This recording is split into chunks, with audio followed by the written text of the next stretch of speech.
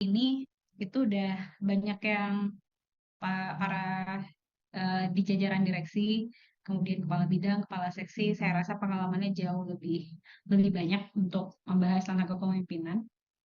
Nanti kita sharing-sharing saja ya Bapak Ibu. Eh, Bapak Ibu pasti punya banyak pengalaman bagaimana memimpin sebuah organisasi dan mengelola baik itu bidang maupun seksi. Tapi hari ini mohon izin saya untuk men-sharing saja bagaimana sih kompetensi kepemimpinan yang diharapkan, apalagi dalam konteks eh, organisasi kita ini selalu menghadapi perubahan yang sangat-sangat dinamis ya. Dan eh, salah satu yang menjadi concern di bidang perumahasakitan, dan saya rasa semua bidang usaha, industri apapun itu, baik itu bidang kesehatan maupun non kesehatan, mereka itu dihadapkan oleh disrupsi yang cukup eh, dinamis dan berubah-berubah. Dan Bapak Ibu dalam 3 tahun terakhir, bahkan yang mungkin yang paling berasa pada saat pandemi ya, pada saat pandemi tiba-tiba cara kita bekerja, cara kita menyapa, cara kita percaya dengan sesuatu hal itu jadi sedikit berubah paradigma kita. Nah, begitupun rumah sakit sebagai salah satu industri di bidang kesehatan, rumah sakit menghadapi disrupsi yang luar biasa. Kalau kita lihat yang paling real, beberapa yang di bidang eh, ilmu resilience. Resilience itu artinya ketahanan sesuatu terhadap guncangan atau shock. Mereka menghadapi guncangan atau shock, misalnya gempa bumi, bagaimana sebertahan apa sebuah gedung ketika ada guncangan sekian skala Richter misalnya. Itu adalah salah satu guncangan yang nyata karena kita bisa melihat langsung gedungnya itu rusak, tidak bisa berfungsi. Tetapi di bidang bisnis, tidak semua bentuk shock atau guncangan yang dihadapi rumah sakit itu dalam bentuk hal kebencanaan seperti itu. Kalau di Sulawesi pernah ada gempa di Mamuju, di mana disrupsi yang dihadapi oleh rumah sakit adalah bangunan untuk pelayanan itu rubuh, sehingga harus segera membangun em, rumah sakit di luar gedung dan tetap harus bisa menjalankan fungsinya sebagai rumah sakit. Tetapi itu kan tidak setiap hari kita hadapi. Dalam beberapa tahun sekali, berapa puluh tahun sekali ada disrupsi ya seperti itu. Apalagi misalnya pandemi ini tuh ratusan tahun kemudian ada pandemi COVID. Dan kalau sebenarnya sebagai pemimpin Bapak Ibu sudah punya banyak pengalaman, setiap hari ada saja disrupsi yang kita hadapi, baik itu dari segi kebijakan, dari segi perubahan sosial, orang-orang yang datang ke rumah sakit dari segala macam karakternya, dari penjabat hingga masyarakat yang tidak punya pengalaman bagaimana berkunjung ke vaskes. Kemudian ekonomi, sekarang yang paling real kita hadapi tentunya efisiensi ya. Kemudian teknologi juga seperti itu. Pada saat pandemi kita sama sekali tidak punya teknologi, tidak pernah membayangkan kelas kita akan seperti ini.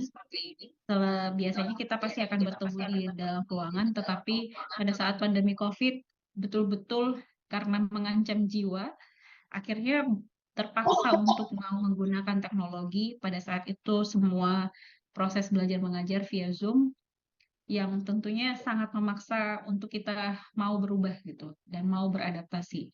Awal-awal dosen-dosen senior sangat tidak setuju untuk via Zoom. Rasanya kayaknya agak susah menyampaikan materi, dan mungkin malah setelah di awal-awal itu tidak setuju, sekarang semua pekerjaan, rapat dan lain sebagainya semuanya bisa sampai malam karena ada teknologi Zoom dan akhirnya jadi terbiasa, bolehlah nggak usah ke kampus, kita ngajar dari rumah aja. Tapi untuk kelas ini kayaknya setelah Idul Fitri insya Allah ke Makassar ya. Iya, Iya, Bu, insya pokoknya Allah. begitu, Bu. Itu ya. Ya. Dan kayaknya juga syukurnya dan beberapa kegiatan di, Kaltim, jadi beberapa dosen jadi saya langsung ke juga ya kita saat ini via Zoom. Bahkan pada saat pandemi juga ada salah satu rumah sakit yang juga memutuskan untuk menggunakan AI untuk mempercepat tugas dokter radiologi untuk melakukan memutuskan untuk melakukan screening. Dan waktu itu karena kondisinya adalah dokter radiologinya juga lagi terinfeksi virus COVID, jadi harus berada di rumah, tapi agak susah untuk mencari pengganti sehingga mencarilah teknologi berbasis AI membaca hasil, kemudian AI yang membaca kemudian diverifikasi oleh dokter radiologi dari rumah. Jadi betul-betul kondisi itu yang memaksa kita. Begitupun juga kebijakan kebijakan digitalisasi setelah pasca pandemi, kebijakan akreditasi, kebijakan yang saat ini juga sekarang rumah sakit hadapi tentang KRIS, kelas rawat inap standar, yang dimana juga semuanya jadi berpikir bagaimana caranya kita bisa memenuhi standar KRIS itu dengan berbagai macam syarat, dan harus menjadi salah satu eh, juga syarat untuk bekerja sama dengan BPJS untuk akreditasi. Jadi ada banyak sekali sebenarnya disrupsi selain tadi yang saya gambarkan, ada gempa bumi, ada kalau luar negeri ada typhoon yang merusak secara fisik, tetapi sehari-hari sebenarnya kita punya banyak sekali disrupsi yang kita hadapi. Dan hal ini kenapa bisa yang menjadi drivers changing lingkungan yang kita hadapi, sebenarnya ada banyak hal yang mempengaruhi bagaimana arah rumah sakit ke depan. Selain yang tadi yang setiap hari kita hadapi terkait kebijakan, teknologis, perubahan sosial, ekonomi, juga ada beberapa yang menjadi drivers kenapa lingkungan yang kita di sekitar industri perumahan itu juga berubah, baik itu dari aging population ya, bagaimana juga healthcare complexity, bagaimana ada reformasi di bidang kesehatan. Dan kalau tentang healthcare reform ini, saya rasa juga di Indonesia juga menghadapi yang sama. Pada tahun 2023 apa 2022 ya, eh, Kemenkes kan membuat rencana strategik yang melakukan health transformation. Dia ada 6 pilar transformasi bidang kesehatan yang mana transformasinya ada yang berfokus ke transformasi layanan rujukan primer, teknologi kesehatan dan lain sebagainya, dan salah satunya transformasi di bidang pelayanan kesehatan rujukan. Dan Bapak Ibu rasa-rasanya dalam beberapa tahun terakhir ini sudah terpapar dengan kebijakan transformasi bidang kesehatan ya. Dan ini juga yang memaksa kita bagaimana arah hospital direction. Nah, sekarang yang paling short time yang dihadapi rumah sakit, pergantian eh, kepala daerah ya. Gubernur kita baru, kemudian em, di Bupati Wali Kota juga berubah, dan dalam 6 bulan ini, dalam beberapa bulan ke depan, mereka akan membuat RPJMD untuk menerjemahkan Asta Cita, dan tentunya rumah sakit sebagai salah satu OPD juga akan membuat renstra baru. Dan biasanya sih draft RPJMD itu sebaiknya juga sudah di-share, eh, Dinas Kesehatan juga men-share supaya rumah sakit juga bisa menyusun renstra segera mungkin ya tentang isu-isu yang kita hadapi ke depan apa saja untuk bisa menyelaraskan dengan tujuan RPJMD dan RPJMN. Jadi saya kebayang sih Bapak Ibu yang di direksi kepala bidang benar-benar dari Desember ke Januari, Februari, Maret ini, apalagi yang menghadapi perubahan kepala daerah, tentunya ada banyak Januari, Februarinya masih kayak rasa-rasa Desember karena banyak sekali deadline yang setiap hari yang harus dihadapi. Dan begitulah yang digambarkan sekompleks itu urusan di rumah sakit. Mohon izin ya, Pak.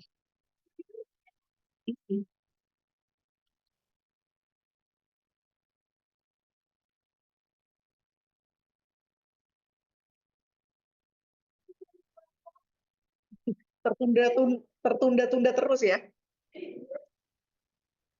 Jadi ada banyak sekali hal-hal kompleks yang dihadapi di rumah sakit. Itulah kenapa disebut bahwa rumah sakit itu merupakan salah satu organisasi yang tingkat kompleksitasnya cukup tinggi,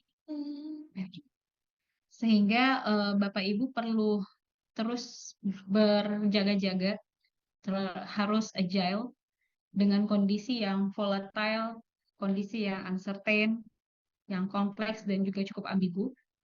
Tiba-tiba kebijakannya berubah, dan inilah yang menjadi tantangan Bapak Ibu sebagai pemimpin, baik itu di level top management maupun middle management ya.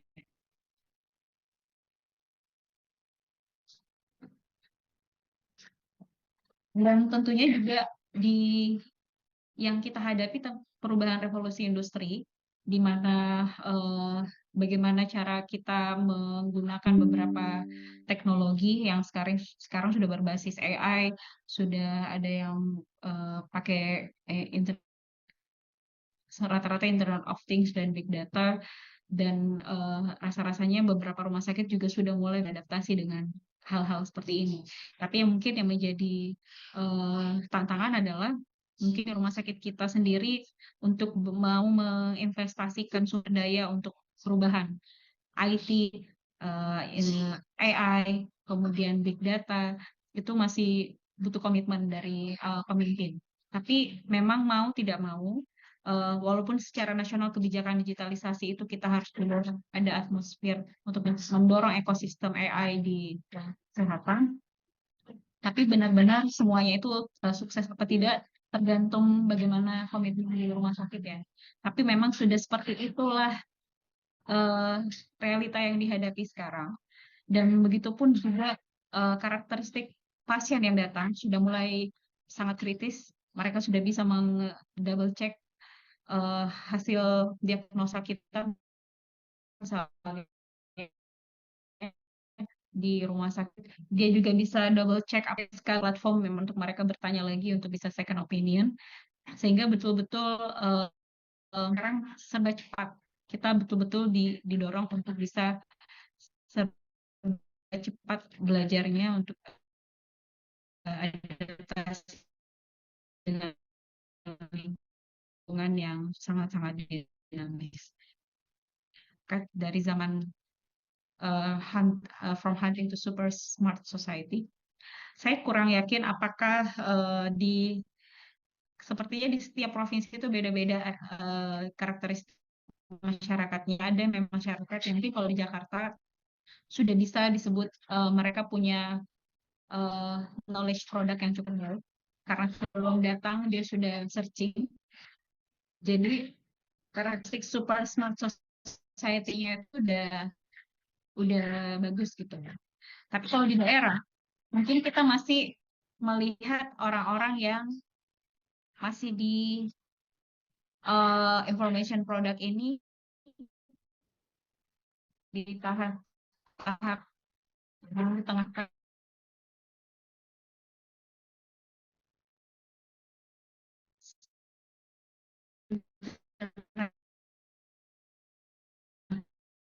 things. Ini juga jadi tantangan bahwa teknologi ada yang tidak teknologi, tapi di beberapa rumah sakit mereka sudah mempekerjakan technician, orang-orang yang membantu di setiap mungkin untuk membantu masyarakat yang kurang melek teknologi, sehingga bisa membantu tetap bisa menggunakan by system saat melakukan pendaftaran. Apalagi sekarang udah didorong sama JKN Mobile untuk pemanfaatannya, ini juga tentunya menjadi tantangan untuk menggunakan itu untuk bisa mendaftar pelayanan di rumah sakit.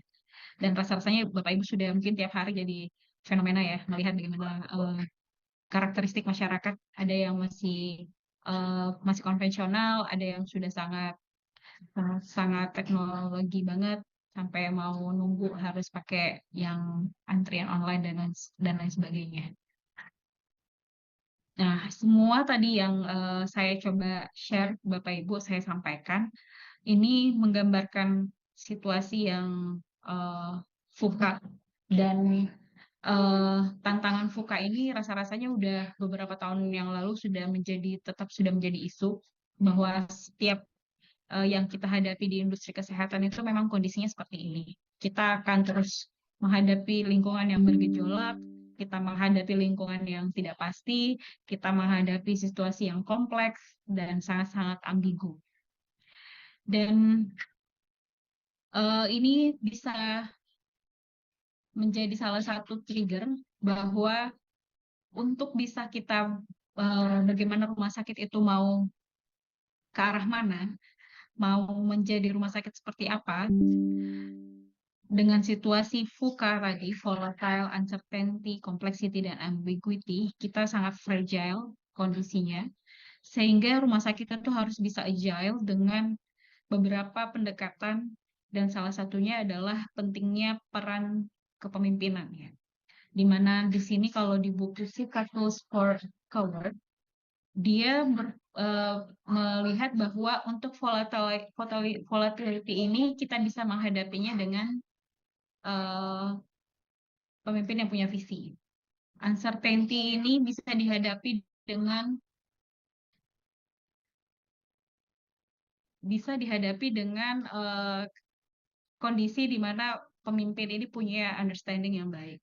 Kemudian dengan situasi yang kompleks, kita bisa hadapi dengan kemampuan clarity.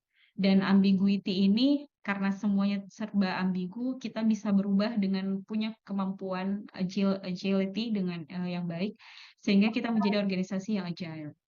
Nah, ini salah satu contoh pendekatan bagaimana kita mengembangkan kemampuan kepemimpinan dengan beberapa poin tadi, VUCA-nya berubah menjadi vision, understanding, clarity, dan agility. Nah, ini merupakan salah satu bacaan, salah satu jurnal saya di BNC Health Services. Kebetulan pada saat disertasi lalu saya berfokus ke bagaimana konsep resilience, hospital resilience. Jadi kalau kita dengar kata resilience itu seperti kalau bola bekel, bolanya terkena dibuang ke lantai, dia bisa bounce back, dia terpental lagi kembali.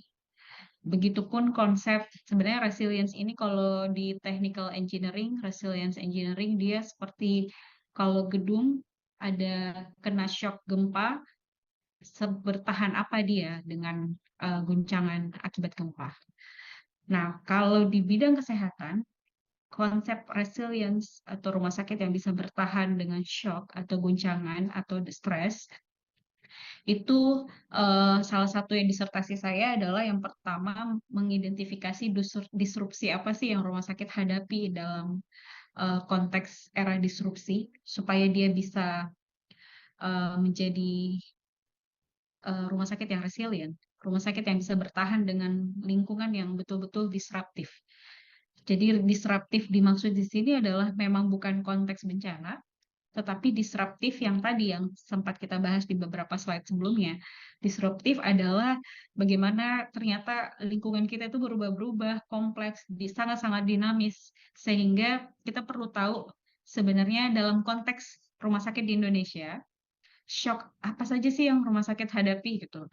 Ini yang saya coba gali di tahap pertama disertasi adalah ada sebanyak 22 expertise, baik itu dari Dirjen, dari Kementerian Kesehatan, kemudian dari beberapa pengambil keputusan, para direktur rumah sakit swasta, rumah sakit pemerintah, dan akademisi. Kemudian saya menanyakan di era disrupsi ini, shock apa aja sih yang dihadapi rumah sakit? Karena salah satu konsep resilience yang dikembangkan oleh WHO ini rata-rata masih bagaimana rumah sakit menghadapi pandemi, rumah sakit menghadapi gempa, rumah sakit menghadapi typhoon. Semua itu konteks kebencanaan. Padahal tiap hari kalau kita di rumah sakit itu, kita kan menghadapi banyak sekali disrupsi.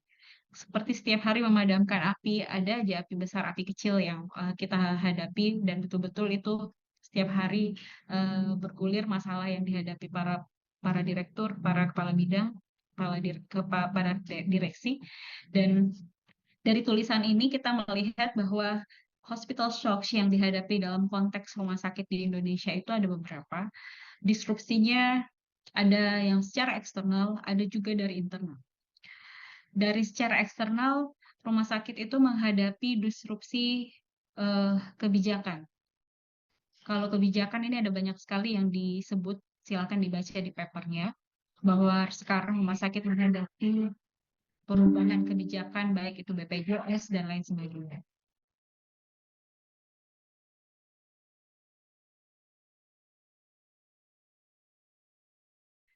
Dan ini bukan hanya terkait substansi kebijakannya ya, tetapi berubah-berubahnya kebijakan BPJS itu juga membingungkan rumah sakit. Itu juga salah satu yang jadi temuan pada penelitian ini.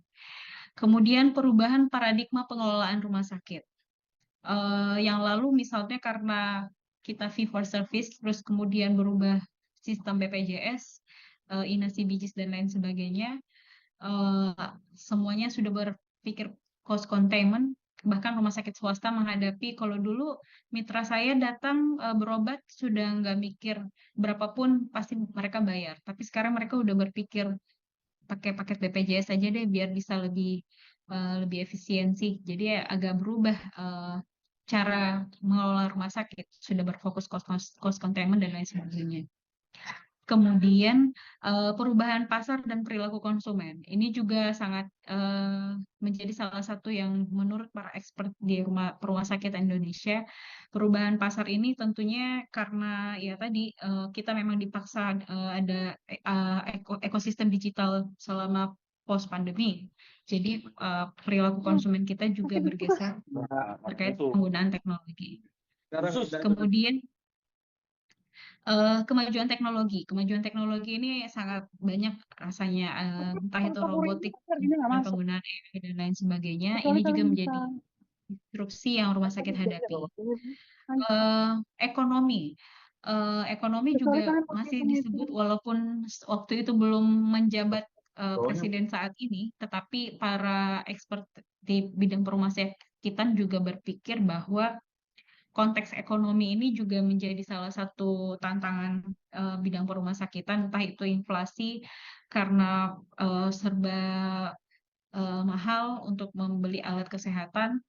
Dan waktu itu kebetulan juga ada perang perang Ukraina dan Rusia, walaupun bukan di Indonesia terjadi perangnya, tapi sangat-sangat mempengaruhi bagaimana komoditi untuk membuat alat kesehatan di dunia sehingga untuk mendapatkan akses membeli beberapa komoditas itu jadi terbatas karena adanya perang. Begitupun politisasi pelayanan kesehatan. Nah, ini saya rasa dengan sekarang penjabat baru, gubernur, bupati, wali kota baru, semua para pimpinan OPD tentunya cukup was-was ya, karena biasanya salah satu disrupsi menurut para pakar adalah politisasi pelayanan kesehatan. Karena ada tidak mengikuti, bukan bagian dari politik, kemudian diganti, berubah lagi pimpinannya. Dan itulah yang terjadi juga di beberapa daerah. Sehingga rumah sakit juga menjadikan salah satu bahwa konteks politisasi pelayanan kesehatan ini juga menjadi tantangan disrupsi kita. Dan yang terakhir terkait bencana ya. Kalau bencana ini kita masih berada di Indonesia dan memang kondisi di Indonesia itu eh, daerah rawan bencana. Mungkin kalau di Kalimantan itu mungkin salah satu yang cukup safe dari gempa. Tetapi mungkin di Kalimantan lebih aware terhadap hazard terkait industri ya, karena banyak industri di sana. Tetapi kalau secara konteks di Indonesia secara umum, karena kita memang berada di ring of fire, gempa, eh, sering kita hadapi longsor, banjir dan lain sebagainya, klimatologi, ini juga menjadi salah satu yang perlu menjadi salah satu konteks yang perlu dijaga-jaga bagi rumah sakit. Salah satu disrupsinya adalah bagaimana siap menghadapi bencana. Nah, kemudian hasil disrupsi lainnya adalah bagaimana disrupsi secara internal ya. Rumah sakit itu bukan hanya menghadapi tantangan dari luar. Sebenarnya ketika kita dipilih menjadi pemimpin di rumah sakit, salah satu tantangan kita bukan hanya faktor-faktor eksternal tadi. Ada banyak disrupsi internal juga yang membuat rumah sakit agak sulit untuk maju karena organisasi itu kan ada budayanya ya, ada budaya budaya organisasi, ada orang-orang yang sudah bekerja lama di organisasi tersebut dan ada budaya yang memang agak sulit untuk diubah dan di sini yang disebutkan oleh para ekspor misalnya lemahnya kemampuan kerjasama lintas sektor, kemudian penerapan manajemen rumah sakit yang tradisional, kemudian rendahnya kemampuan manajerial, rendahnya mindset bisnis. Ini salah satunya karena kita sudah BLUD tapi mindset bisnisnya masih kurang baik. Ini juga yang disebutkan oleh para informan ya. Kemudian resisten terhadap perubahan. Kita memang udah dipaksa berubah, tapi ada banyak orang yang beberapa oknum yang memang agak sulit untuk berubah. Kemudian yang terakhir adalah budaya organisasi yang tidak baik. Ini adalah disrupsi secara internal yang juga dihadapi oleh pemimpin-pemimpin di rumah sakit. Dan ini saya kemudian dilanjutkan dengan kalau kita lihat dari case yang tantangan rumah sakit dari Rumah Sakit Anissa, salah satu direkturnya Dr. Ediansyah, beliau melihat bahwa tantangan yang kita hadapi juga terkait bagaimana monopolinya BPJS ya. Dia kekuatan tawarnya cukup tinggi sehingga kalau kita lihat proporsi pasien di rumah sakit 95% BPJS, kita cuma punya sekitar 5% proporsi pasien umum sehingga kita betul-betul sangat dependen dengan BPJS dan ini juga menjadi salah satu tantangan, tetap menjadi tantangan karena kebijakan BPJS lah yang kita ikuti dan betul-betul dia monopsony power sekali karena betul sendiri. Kemudian tuntutan terhadap mutu dan keselamatan pasien masih juga menjadi isu. Bagaimana kita bisa hemat, bisa bermutu, teknologi IT dan juga persaingan usaha ya SDM. Sudah banyak sekali rumah sakit holding dan mungkin juga ada beberapa rumah sakit internasional yang juga sudah mulai akan melihat Indonesia sebagai pasar dan ini tetap menjadi tantangan rumah sakit walaupun kita rumah sakit pemerintah tapi kita mesti tetap harus aware bahwa inilah yang kita hadapi. Hasil survei dari beberapa pimpinan rumah sakit apa sih yang mereka harapkan pada era disrupsi ini? Dan di sini yang paling banyak menjawab adalah BPJS bayar tepat waktu. Benar nggak sih Bapak Ibu? Ini apakah masih relevan? Karena ini survei beberapa tahun. Tidak. Mereka nggak tepat waktu, Bu. Tidak tepat waktu. Iya, sangat tidak tepat waktu ya. Jadi di luar dari konteks tadi ya, dari penelitian terkait resilience tentang shock yang dihadapi rumah sakit, ketika kita bertanya langsung ke para direktur rumah sakit, ini ada beberapa yang mereka anggap menjadi tantangan di era disrupsi dan yang mereka paling harapkan adalah BPJS bayar tepat waktu. Dan BPJS bayar tepat waktu ini masih menjadi tantangan ternyata walaupun misalnya kita sudah berupaya memperbaiki bagaimana sistem pelaporan dan untuk reimbursement BPJS tetapi masih tetap saja ada tantangan tidak tepat waktu sehingga mengganggu operasional kita di rumah sakit dan ini yang lainnya rumah sakit lain juga tetap berharap cash flow lancar kemudian mendapatkan profit kemudian rumah sakit swasta tidak kolaps, kemudian karyawan yang sejahtera, itu semua yang diharapkan oleh para direksi. Mereka kemampuan SDM yang adaptif, obat-obatan BHP tersedia, ini semua harapan-harapan yang diharapkan ya. Tapi dengar-dengar di Kaltim, saya lihat di Instagram sih, gubernur baru ini kan mempersiapkan sekitar 255 miliar untuk biaya pelayanan kesehatan gratis dan perbaikan Vaskes ya, untuk tata kelola dan bahkan juga untuk pembangunan beberapa rumah sakit. Jadi ini juga semoga menjadi peluang bagi rumah sakit pemerintah di Kaltim dengan adanya komitmen gubernur baru untuk menyelesaikan layanan di bidang kesehatan, dan semoga dengan akan ada sedikit disrupsi kecil di awal-awal karena ada pelayanan kesehatan gratis ya di semua segmen yang belum memiliki jaminan kesehatan dan yang tidak aktif kepesertaannya tetap boleh dilayani oleh rumah sakit. Sementara karena saat ini Provinsi Kaltim kan lagi ngurus non cut off ya. Semua bisa real time, bisa aktivasi di Vaskes. Dan mungkin ini juga menjadi tantangan nanti dalam waktu dekat Bapak Ibu akan menghadapi, semoga tidak menghadapi lonjakan pasien yang tidak memiliki jaminan itu dan yang baru mau aktivasi. Ini kan tentunya kita perlu penyesuaian lagi kembali.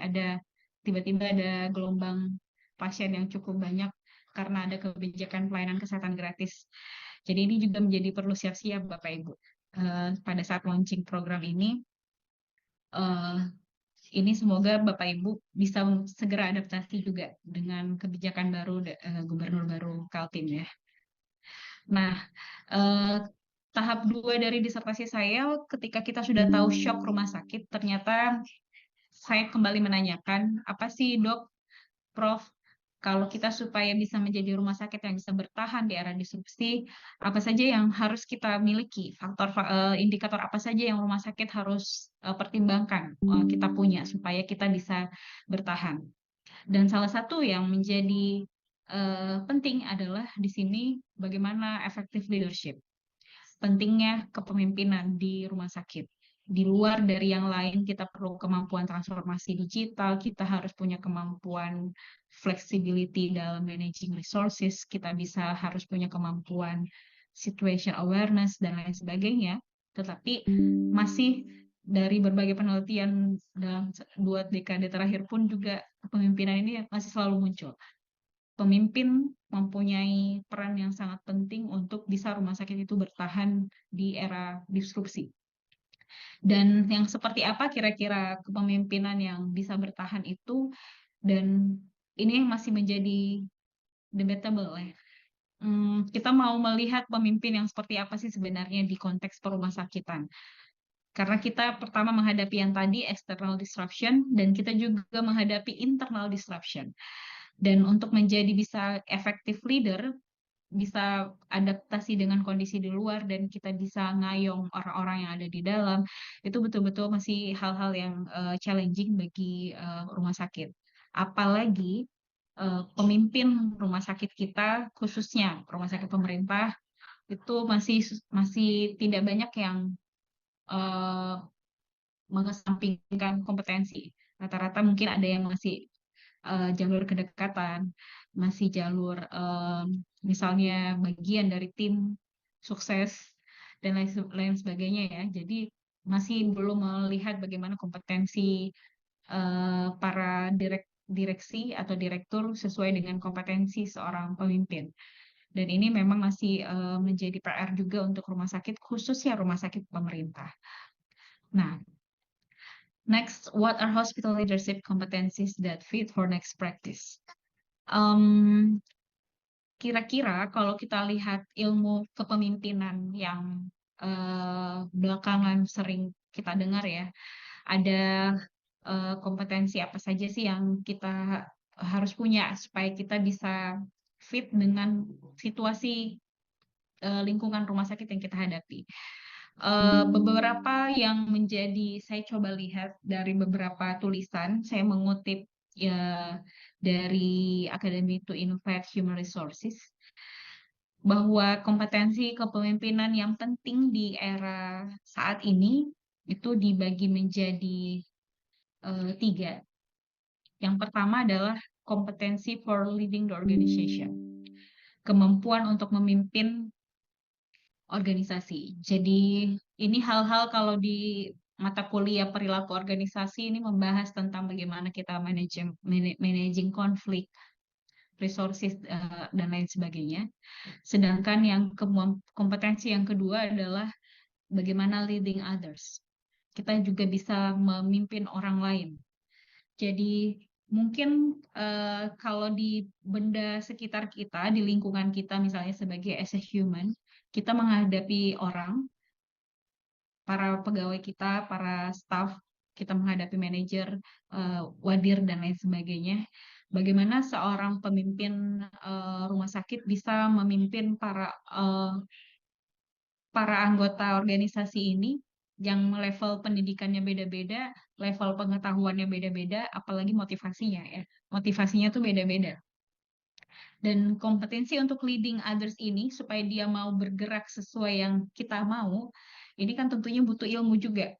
Tidak bisa disamaratakan misalnya untuk mendekati, misalnya contoh ya, seorang direktur mendekati untuk meyakinkan dokter spesialis mau mengikuti kebijakannya, mungkin seorang direktur harus punya effort lebih, misalnya dia harus menganalisis data dulu, kemudian memperlihatkan datanya bahwa dok, KB ini karena tindakan yang seperti ini, kita jadi tekor sekian ratus ribu atau sekian juta dok, karena keputusan tindakan seperti ini dok.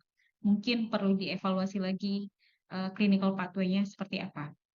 Dan tidak mudah untuk meyakinkan dokter spesialis misalnya mau tahu bahwa berapa banyak, ini kan baru satu pasien yang dikasih lihat datanya.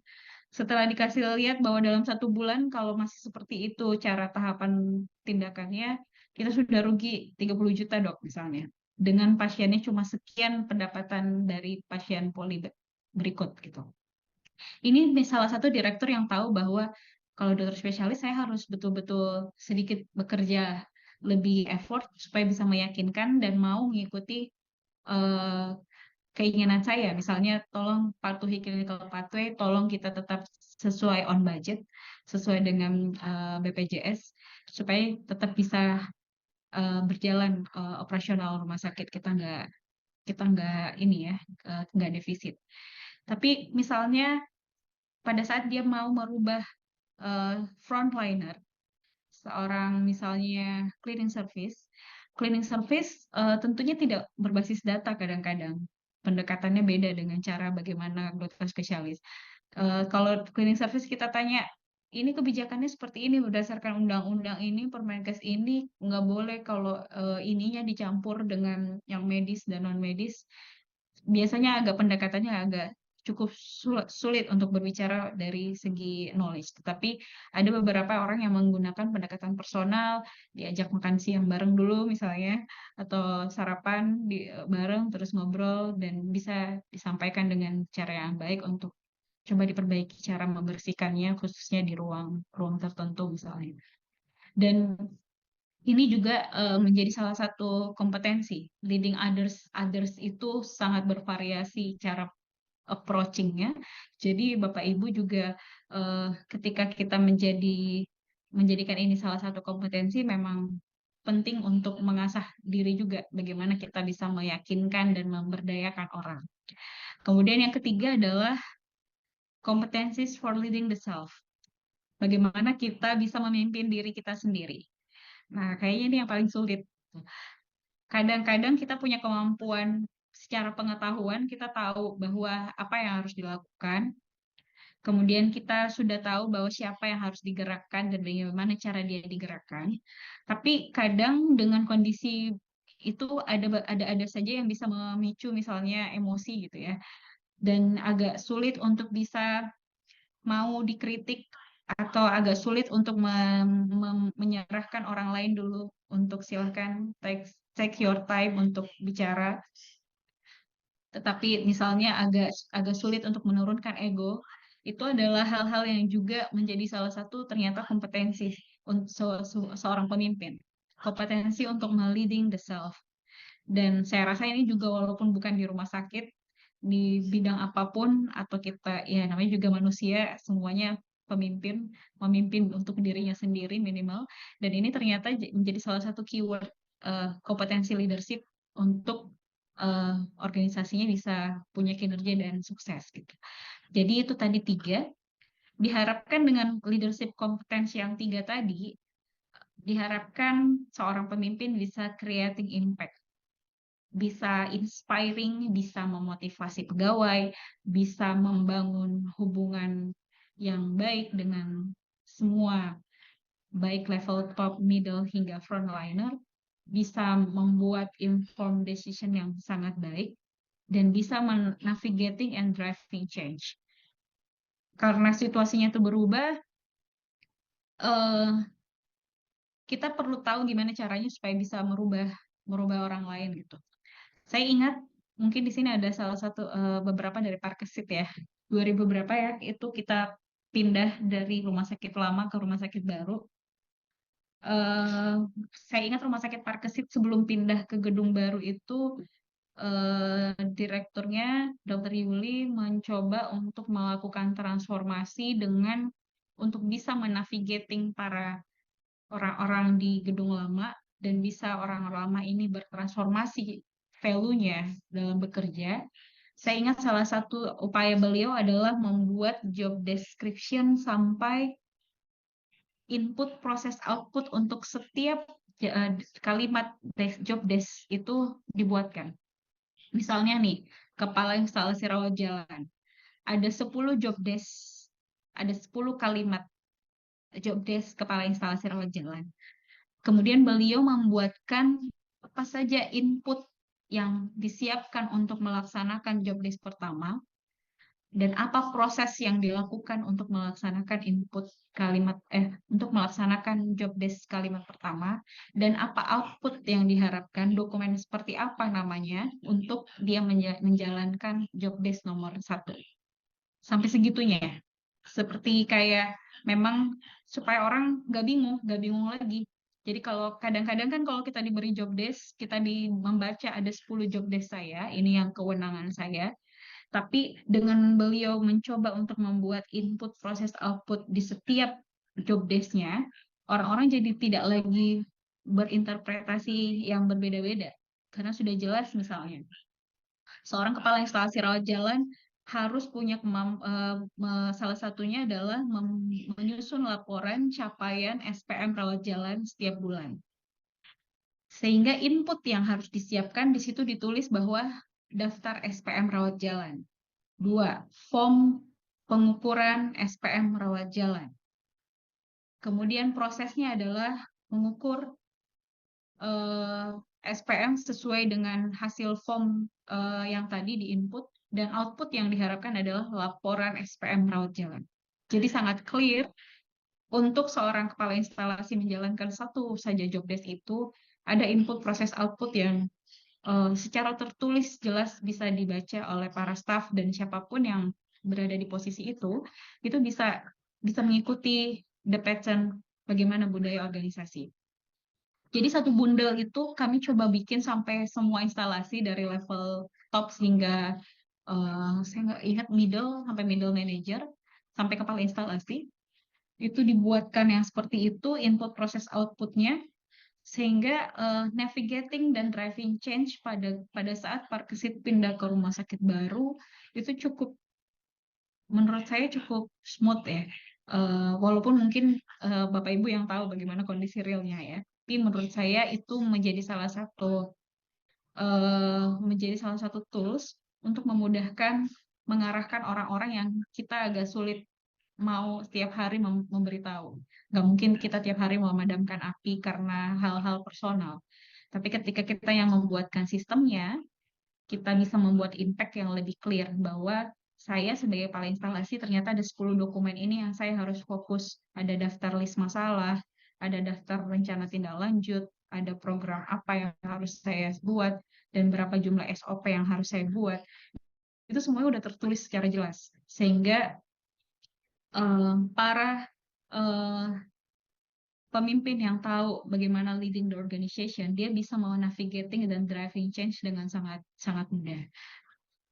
Dan itulah yang ketika kita creating impact, organizational performance dan success, tentunya bukan seorang direktur yang punya prestasi, tapi tentunya semua secara sukarela mau berubah, secara sukarela mau diberdayakan, Itu dan akhirnya sama-sama bisa membangun sebuah reputasi rumah sakit yang cukup baik dan cukup dikenal punya kinerja yang sangat baik.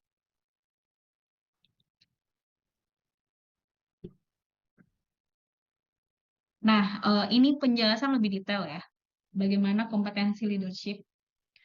Kalau yang nomor 1 ini kompetensi for leading organization. Bapak Ibu yang sekarang kita lagi belajar untuk bisa membangun kepemimpinan, beberapa kompetensi untuk leading organization ini kemampuan social intelligence. Kemampuan social intelligence ini tentunya adalah ketika kita berada di situasi sebuah lingkungan, kita bisa tahu karena ada orang ini sepertinya akan seperti ini apa yang akan disampaikan oleh orang ini karena kita udah tahu dia siapa misalnya dan kita tahu mempersiapkan diri apa yang harus kita siapkan untuk berbicara dengan beliau dan kita punya kesadaran secara sosial bahwa apa yang harus disampaikan, apa yang harus dilakukan ketika kita berada di kondisi sosial yang seperti tersetting seperti ini misalnya. Atau misalnya secara social intelligence kita tahu ada situasi di IGD yang membuat orang tidak sabar untuk menunggu ditindaki oleh dokter karena dia merasa keluarganya sudah sangat ini butuh pertolongan, tetapi secara seorang kepala instalasi IGD sebagai seorang leader di IGD, dia punya kemampuan social intelligence, minimal mungkin adalah menyapa untuk menjelaskan bahwa saat ini kita lagi apa dan apa sehingga setidaknya sedikit meredakan emosi keluarga pasien misalnya. Dan beberapa kompetensi lain lagi, misalnya problem solving, conflict management, decision making, kemampuan manajemen change, kemudian inovasi dan entrepreneur. Ini tentunya ada banyak sekali PR ternyata kalau kita mau memimpin sebuah organisasi ya. Dan kalau dilihat satu-satu untuk membangun bagaimana kemampuan social intelligence, membangun kemampuan problem solving, kemampuan conflict management, tentunya ini Bapak Ibu sudah sangat sering ditimpa di setting rumah sakit. Kalau kami-kami ini dosen, akademisi, tentunya konflik yang dihadapi mungkin berbeda. Paling kita ngadapin para mahasiswa yang kurang motivasi untuk menulis atau kurang motivasi untuk bisa datang on time dan lain sebagainya. Tapi Bapak Ibu di rumah sakit sudah banyak sekali masalah yang dihadapi baik dari segi pasien, rekan kerja, kemudian atasan dan lain sebagainya. Dan itu rasa-rasanya di level manapun, baik itu frontliner, middle manager, to top manager, mereka tetap akan punya diasah kemampuan konflik manajemennya. Karena minimal kita dalam satu ruangan ada aja orang yang kita kurang cocok gitu, atau ada orang yang menyebalkan, yang bikin kita, aduh gimana ya biar bisa semangat kerja ada dia lagi gitu. Dan itu ada salah satu contoh bahwa kita manajemen konflik ke diri kita sendiri saja untuk bisa tetap kinerjanya baik, itu juga menjadi salah satu pembelajaran. Jadi bukan berbicara kompetensi for leading organization untuk mengasah kemampuan ini nggak harus kita berada di posisi direktur juga, nggak harus kita kepala bidang, tapi ini sebenarnya sudah bisa walaupun kita berada sebagai frontliner, kemampuan-kemampuan ini sebaiknya juga sudah diasah gitu. Dan satu kali ya yang agak menjadi penting adalah kepemimpinan rumah sakit itu kan berubah-berubah ya. Maksudnya akan ada kader setelah bukan secara abadi dia akan memimpin rumah sakit terus-menerus. Seorang pemimpin juga harus mempersiapkan kadernya sehingga untuk melatih kemampuan social intelligence, problem solving, dan lain ini sebagainya. Itulah kenapa para pemimpin itu juga harus bisa mendelegasikan pekerjaan dengan baik. Kenapa kita mendelegasikan? Karena kita juga mau melatih bagaimana kemampuan problem solving-nya, bagaimana dia mengambil keputusan, bagaimana dia melakukan perubahan, bagaimana inovasi dia dengan konteks yang kita berikan. Karena hati-hati misalnya kita menjadi pemimpin yang kita saja yang bagus, tapi orang lain ini selalu jadi followers yang tidak pernah dididik yang lainnya untuk bisa mengikuti jejak kita misalnya. Sehingga pada saat satu masa pensiun, terputuslah kemampuan kepemimpinan di rumah sakit itu. Jadi yang perlu menjadi perhatian juga kalau ada human resources itu memang sengaja untuk merotasi, kemudian menempatkan seseorang untuk bisa men-challenge dia, untuk bisa konflik management, membangun rasa dia berinovasi. Itu kenapa perlu ada rotasi yang juga penting supaya bisa mempersiapkan pemimpin berikutnya gitu. Kemudian ada kompetensi for leading others. Ini juga lagi-lagi bukan berkaitan level mana, tapi setiap orang bisa menggali kemampuan interpersonalnya, membangun kemampuan emosionalnya, coaching ability, inclusiveness, dan people management. Ini juga di tingkat ruang, kepala ruang pun juga sudah sebaiknya mengasah kemampuan ini. Kompetensi for leading others. Walaupun cuma yang dipimpin cuma 3 orang, 4 orang, 5 orang, tetapi ini juga akan menjadi salah satu untuk mengasah kemampuan kita ya untuk bisa memimpin orang lain. Atau bahkan mungkin kepanitiaan atau bahkan pokja itu juga salah satu peluang Bapak Ibu pada saat bisa mengasah kemampuan leading others-nya. Nah, yang ketiga, kompetensi for leading yourself, ini bagaimana OCB, Organization and Citizenship Behavior, kemampuan kepemilikan kita terhadap organisasi. Saking OCB-nya bagus, biar jam 10 malam di WA sama direktur, mau mengerjakan, padahal udah di luar jam kerja. Karena punya kemampuan, punya rasa OCB yang cukup baik. Kemudian ada industri expertise. Industri expertise ini tentunya apapun bidang ilmu, apapun profesi kita, baik itu perawat, dokter, farmasi, kemudian cleaning service, kita harus expert di bidang kita. Nggak harus menjadi seorang atasan atau menjadi profesi tertentu baru kita bisa disebut expert. Jadi industri expertise untuk leading yourself, entah itu menjadi seorang di bagian rekam medik, di bagian case mix. Tentunya ketika kita menekuni satu urusan di rumah sakit, tentunya ini menjadi salah satu yang mengasah kepemimpinan kita juga. Kita punya agility, kita punya kemampuan belajar secara cepat. Hari ini berubah lagi yang disuruh, akhirnya kita harus menyesuaikan apalagi yang harus dilakukan. Dan yang paling penting ketika terjadi kebijakan yang sangat cepat berubah itu adalah managing self ya. Mengubah mood kita untuk tetap semangat, kita mengubah motivasi kita bahwa memang saya yang diberikan amanah, saya akan tetap, walaupun ada perubahan, saya tetap tidak down, saya harus berusaha yang sebaik-baiknya. Nah, itu adalah proses latihan kemampuan leadership juga.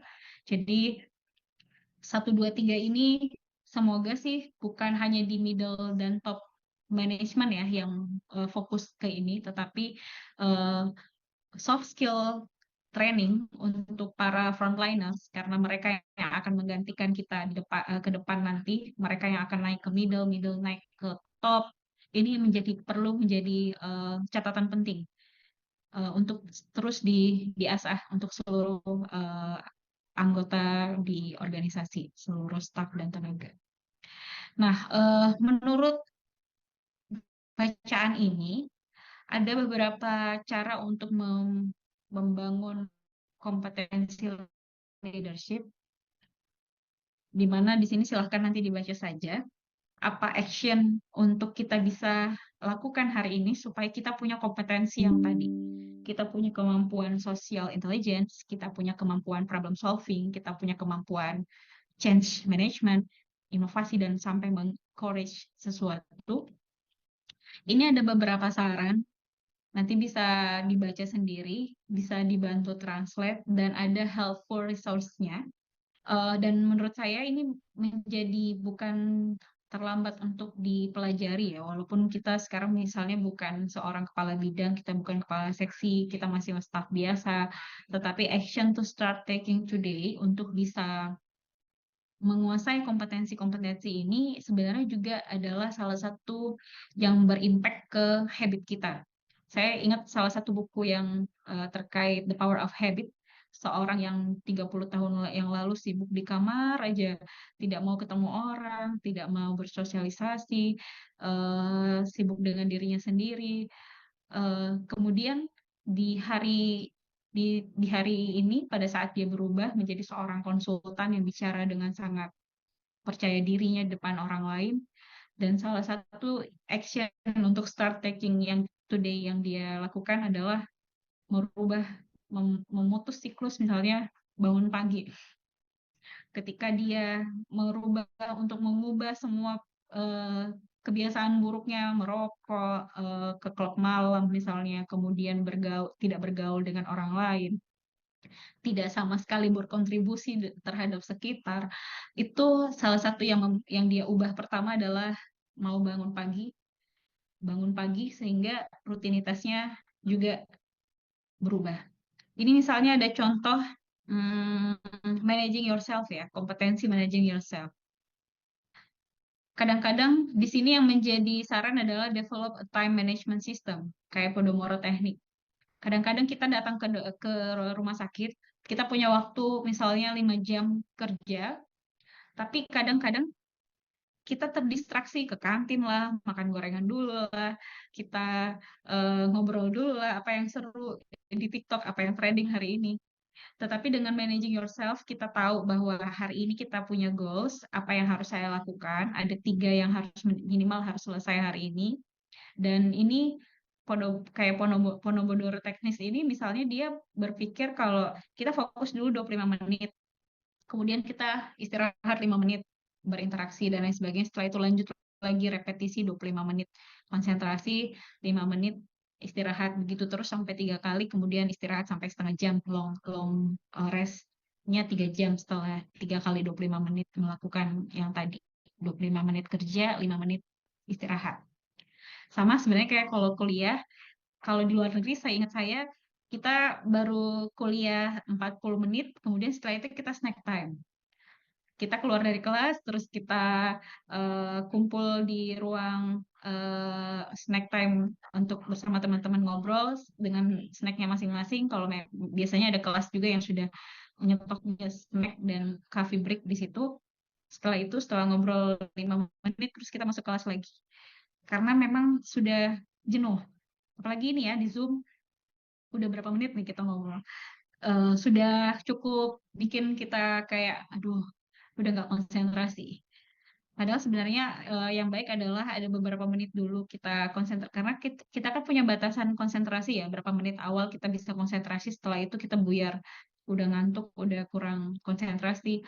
Sehingga kalau di luar negeri sistemnya ada coffee break beberapa menit setelah kelas, jadi nggak sampai sejam juga. Misalnya 50 menit sudah beraktivitas di kelas, kita moving dulu ke ruangan lain, jalan, coffee break, ngobrol, terus setelah itu kembali lagi ke kelas, melanjutkan kelasnya. Jadi itu ada beberapa cara untuk bisa, contohnya di sini tadi managing yourself, kita time management system. Silakan nanti dibaca ini satu persatu, kira-kira mau mengasah kompetensi yang mana. Di sini ada helpful resources-nya dari buku, artikel, podcast yang bisa didengar, bisa dibaca untuk bisa mengasah kemampuan leadership ya. Karena mungkin ada beberapa yang rasa, ngapain ya saya build leadership, orang sekarang saya sudah posisi ini misalnya. Tapi ternyata kan bisa saja kita sekarang punya di posisi sebagai leader, tetapi ada kompetensi yang kita masih rasa kita kurang. Misalnya kita secara inovasi oke, tapi untuk coaching ability-nya masih belum baik, bisa mengcoaching orang. Atau misalnya kita punya kemampuan problem solving, tapi hubungan interpersonal skill kita dengan orang belum bagus, masih belum mau ketemu sama banyak orang untuk ngobrol gitu misalnya.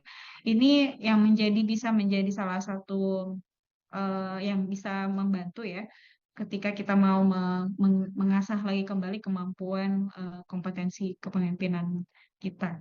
Saya juga sendiri, saya pun juga masih belajar untuk mengasah semua kompetensi ini. Nah, the leader for the next practice. Di tahun-tahun ke depan, 2026 ke atas, sekarang aja udah berbasis mungkin udah pada menggunakan ChatGPT. Ke depan nanti ada banyak lagi tools, aplikasi yang digunakan, dan untuk perubahan-perubahan itu tentunya bukan lagi kita berfokus kepada bagaimana praktis pada masa lalu, dan yang sekarang mungkin kita juga sudah tahu apa yang sedang kita lakukan untuk bisa mengorganize orang, mengorganize organisasi. Tapi kita juga tetap mesti terbuka, kita mesti open minded bahwa ada new practice dan ada next practice yang mungkin akan lebih fit untuk kita bisa melakukan sukses untuk di bisnis rumah sakitan gitu ya, di industri rumah sakitan. Kita butuh new leader yang bisa punya new direction and strategies. Dan lagi-lagi konteks yang tadi kita sudah bahas itu memang kita masih bisa lihat berapa ya orang di organisasi kita yang punya bakat dan punya leadership yang sudah kelihatan. Dia punya kemampuan untuk direction dan juga punya kemampuan untuk berpikir abstrak bahwa kalau ini yang kejadian ke depan, strateginya kita harus ngapain. Dia punya inisiatif. Nah, itu yang agak cukup sulit kita cari di organisasi kita apabila kita biasanya tidak memberikan ruang ke orang lain untuk coba melihat bagaimana kemampuan dia bisa menghadapi orang lain atau ketika dia mengasal. Nah, ini adalah bagaimana changing leadership kita berfokus ke organizational setting ya.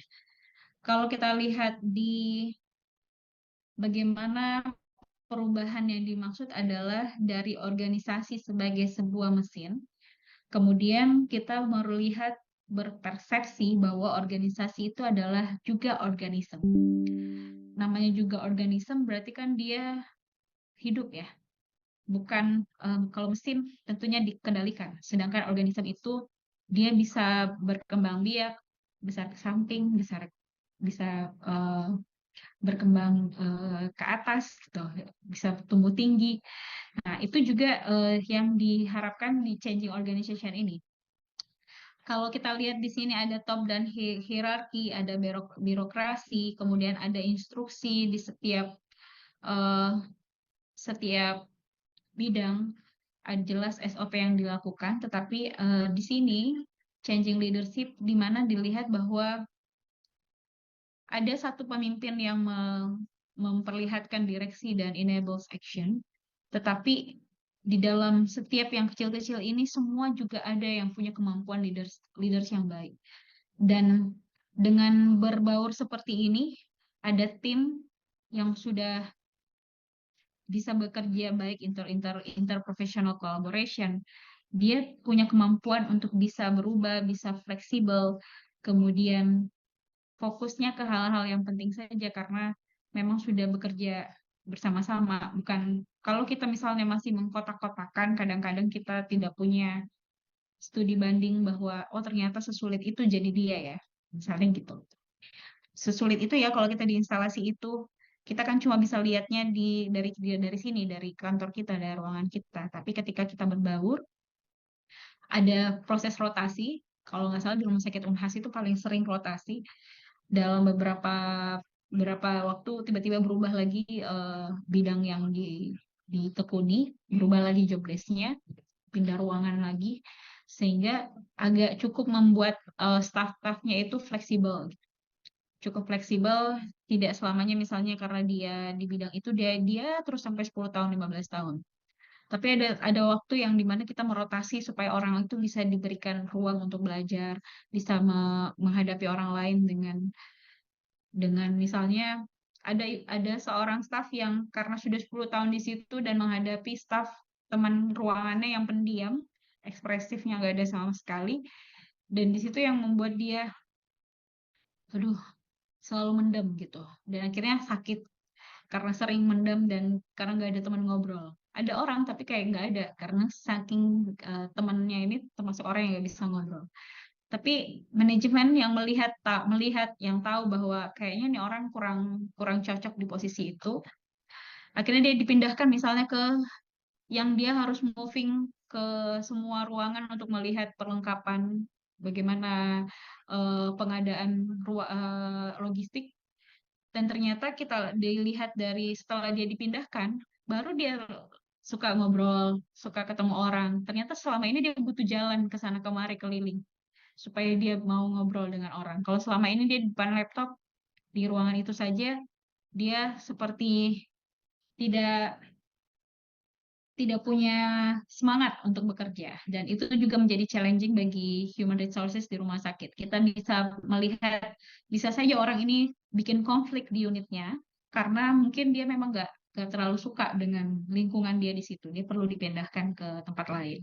Nah, di situ pun juga kita lihat karena kita melihat organisasi itu sebagai organisme, sehingga untuk bisa eh, berpindah dengan sistem seperti ini itu memang perlu perlu waktu ya. Tidak semua juga organisasi se-agile dan se-fleksibel itu untuk memindahkan, apalagi di pemerintahan. Mungkin kalau di swasta cukup mudah untuk merotasi, tapi kalau di pemerintahan, apalagi kepala bidang itu kan nggak mungkin secara mudah dipindahkan. Tapi frontliner mungkin masih di bawah kontrol kita ya. Kita bisa mengubah bagaimana dia berpindah dari unit satu ke unit yang lain. Izin saya cas laptop dulu ya Bapak Ibu.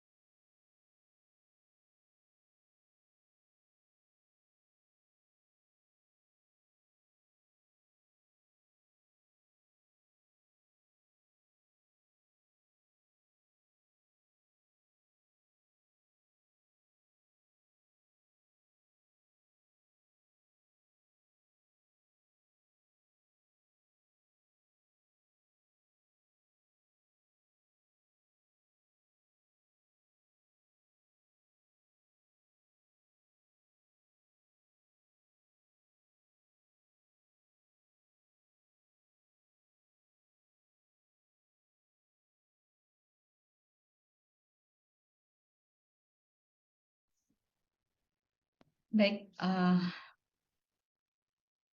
next. Nah, untuk bisa kita changing way hospital organizing supaya bisa menjadi organisasi atau rumah sakit yang organisme, ini beberapa yang menjadi tadi bahwa kita bisa melihat ada pemimpin-pemimpin di setiap unit yang bisa menjadi champion.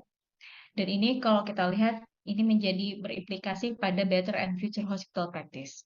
Semuanya terintegrasi, lebih mudah accessible, kemudian bisa menjadi banyak network di dalam unitnya. Ini juga salah satu another approach ya, di mana kita bisa design thinking, kita melihat new method untuk bisa mendorong inovasi di rumah sakit. Dan ini inovasinya menjadi never ending. Kita mendefine, kemudian kita ideate, kemudian prototype, kita ngetes lagi, kemudian kita empathize lagi. Ini adalah menjadi siklus yang terus menjadi design thinking. Dan bukan hanya sebagai seorang manager yang middle manager atau top manager yang menjadi punya kemampuan desain system thinking. Mungkin setiap orang yang ada di rumah sakit ketika dia sudah terbiasa sistem thinking tanpa disampaikan untuk tolong kerjakan ini, karena dia sudah aware bahwa ini lagi ada masalah, maka apa yang harus saya lakukan dan apa yang solusi terbaik saya komunikasikan, kemudian saya eksekusi. Jadi benar-benar semua orang tuh belajar, semua orang belajar untuk bisa memikirkan sistem thinking. Jangan-jangan misalnya karena tidak punya kemampuan sistem thinking, membiarkan masalah itu berlama-lama, kemudian akhirnya nanti muncul menjadi yang dampaknya besar baru diselesaikan di middle manager. Tapi ketika frontliner misalnya para kepala instalasi, kepala ruang itu punya kemampuan system thinking, mereka akan tahu bahwa kita perlu new way untuk bekerja, kita punya new way untuk approach pasien, kita punya new way untuk berkomunikasi dengan atasan kita dengan tipe yang seperti ini. Itu juga kemampuan system thinking yang baik untuk setiap individu. Nah, kita punya waktu tinggal 8 menit ya. Saya tidak akan menjelaskan ini dulu semua, karena ini masih ada beberapa puluh slide sebenarnya untuk model kepemimpinan. Kalau yang tadi kita hanya berfokus ke apa yang sebenarnya kita hadapi dan sebaiknya kompetensi apa yang kita miliki. Untuk jenis-jenis kepemimpinan di rumah sakit, saya tidak akan jelaskan di sini karena kalau saya memulai slide ini sepertinya akan terpotong waktunya. Kita cuma punya waktu tinggal 5 menit lagi, sehingga saya sedikit menjelaskan saja bahwa konteks sebenarnya kepemimpinan itu dites ada banyak sekali situasi. Misalnya pandemi COVID yang lalu, para pemimpin itu betul-betul dites bagaimana kemampuan dia untuk berkreasi, bisa mengadakan yang tidak dianggarkan, bisa mengadakan yang tidak ada, bisa memindahkan yang tidak mungkin pindah dan lain sebagainya. Itu betul-betul kemampuan pemimpin yang bisa harus bisa punya kemampuan kreatif dan berinovasi. Dan satu lagi, karena ini membahas tentang nyawa pada saat itu, betul-betul juga kemampuan empati seorang pemimpin itu menjadi penting. Di slide-slide berikutnya ini nanti kita akan membahas tentang kriteria kepemimpinan yang dibutuhkan dengan melihat beberapa contoh kepemimpinan masa lalu, baik pada saat manajemen wabah, apa saja sih teori yang dipakai, kemudian ada beberapa resilient leader, bagaimana pergeseran teori kepemimpinan. Kalau tadi kita tahu ada organizational resilience, kemampuan bertahan sebuah organisasi, tapi juga ternyata di kepemimpinan juga ada resilient leadership. Dia kemampuan untuk bisa juga bertahan sebagai seorang pemimpin. Ada kalau misalnya Bapak Ibu ada yang tertarik dengan tesis di topik ini juga bisa menjadi bacaan baru ya, karena masih jarang sih yang melihat, saya rasa resilient leader.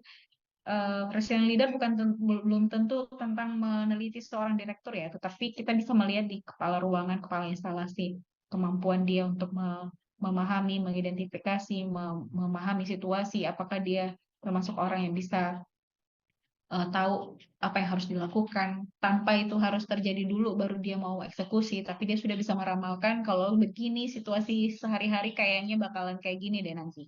Jadi di kemampuan abstrak untuk memprediksi apa yang akan terjadi kalau begini situasinya. Itu juga ada resilient leadership, resilient leader, kemudian salah satunya juga terkait meta leadership. Kalau meta leader ini membahas tentang bagaimana pendekatan sebuah organisasi, bahwa meta leader itu ada beberapa aspek dari dia sebagai bagaimana dia seorang pribadi pemimpin, bagaimana dia berconnect dengan leading up, leading across, leading beyond, and leading down, dan bagaimana dia juga bisa melihat situasi, bagaimana thinking step seorang pemimpin, bagaimana pendekatan dia berpikir, ini disebut Mobius Loop. Mungkin nanti kita akan jelaskan di pertemuan berikutnya kalau saya masih ada sesi di mata kuliah ini ya. Saya belum yakin ada tidak, nanti saya tanya ke Rani dulu. Kalau tidak ada, terakhir, you are never too cool to learn something new. Jadi saya juga belajar di sini Bapak Ibu juga tentunya sudah punya banyak pengalaman terkait kepemimpinan. Tapi hari ini dengan materi hari ini kita minimal aware bahwa oh ternyata sesulit itu ya, walaupun kita misalnya jadi pemimpin, kita mempersiapkan pemimpin itu juga membangun leadership itu ternyata hal-hal yang cukup kompleks. Bagaimana menata seorang staf biasa, kemudian kita bangun kemampuan leadership-nya untuk dipersiapkan menjadi pemimpin rumah sakit di masa akan datang. Mungkin itu saja untuk materi hari ini. Apakah ada pertanyaan yang akan dijawab oleh Bapak Ibu sendiri, karena sepertinya punya pengalaman yang lebih banyak daripada saya, Bapak Ibu. Ada yang mau diskusi? Atau cukup clear?